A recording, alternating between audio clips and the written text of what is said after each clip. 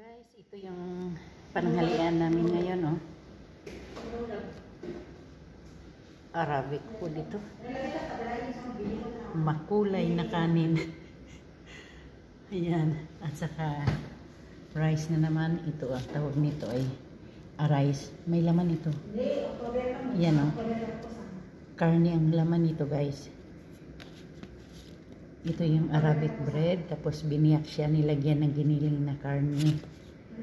Ayan, ito yung pananghalian namin. Tapos ito yung gulay, partner niya dito. Lemon, fresh lemon, cucumber, at saka itong racket. Jar-jar sa kanila. Tapos yan, dakos at ano nila. Kasi wala silang sabaw. Ito yan, ano yan? Yung blender na, binlender na kamatis. Tapos niluto, lagyan ng Maggi cubes, tapos tomato paste pa, ganyan. Arabic food. Yan, oh, tingnan nyo, orange na orange yung dito sa kanila sinasabi lang is aspar, yellow rice kumbaga, pero nagkamali ng food coloring, naging orange. Pati yan, oh, tawok. Manok ba to? Parang style ng flavor niya ay parang inasal, square ng hiwa, ibabad sa mga ricado nila, i-marinate kumbaga, tapos ihawin. Pagkatapos ng ihaw, magawa na naman ng tomato paste, sibuyas, ganon, ilagay yun siya, ayan na, ipatong. Pero tapos na kaming kumain, ha, isda yung ano namin, ilagay lang dyan kasi sinama naman kami ng order nila. Sa sobrang dami ng trabaho kahapon, hindi na nagpaluto na. Tapos kami ng trabaho namin 1:30 ng madaling araw kasi doon lang umuwi yung mga bisita eh. Kaya ito, sinama kami ng order. Ito yung pananghalian nila. Yan, french fries at saka arais, tawag nila dyan, arais. Ayan. So ganito lang pagkain nila dito, makulay na kanin. Sa atin sa Pilipinas, Valenciana lang ang may kulay. Dito sa kanya tinatawag nila na is aspar or yellow rice, pero ang coloring na nilagay nila ay orange. Hindi na naging yellow. Ganyan, oh. Tingnan nyo guys, ang bigas dito.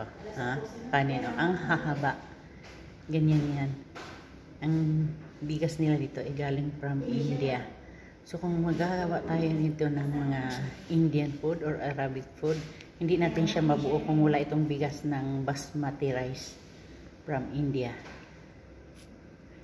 Kasi nagdidikit-dikit yung sa ano natin, yung bigas natin kasi malapot, para siyang ano, dikit-dikit. Dito hindi pwede, kailangan ang kanin ay isa-isa. Tingnan niyo, oh.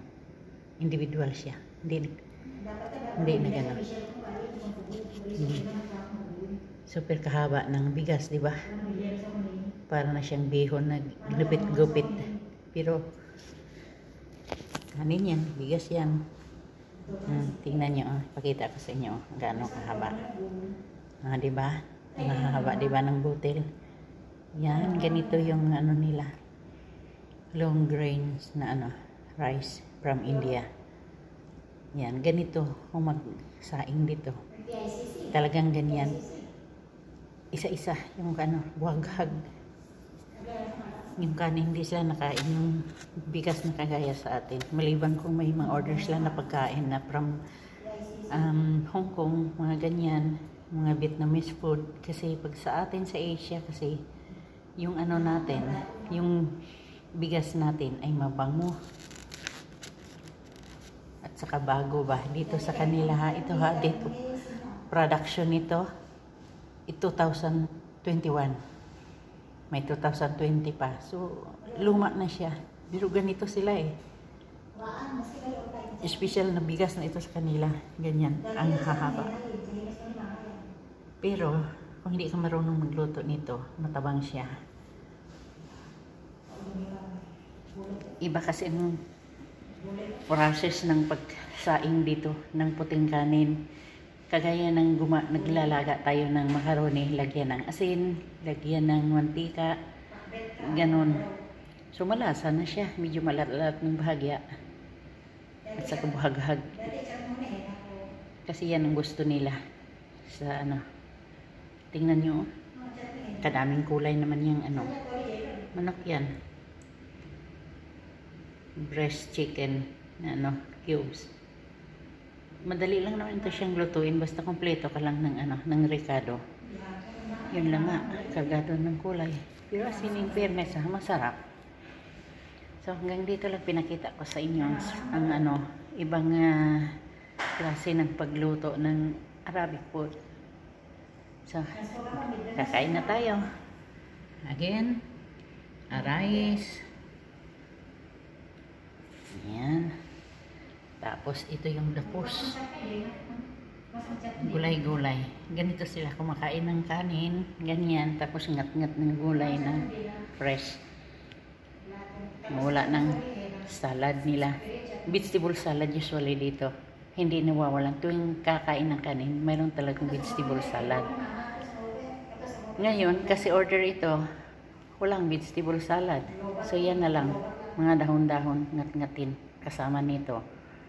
So guys,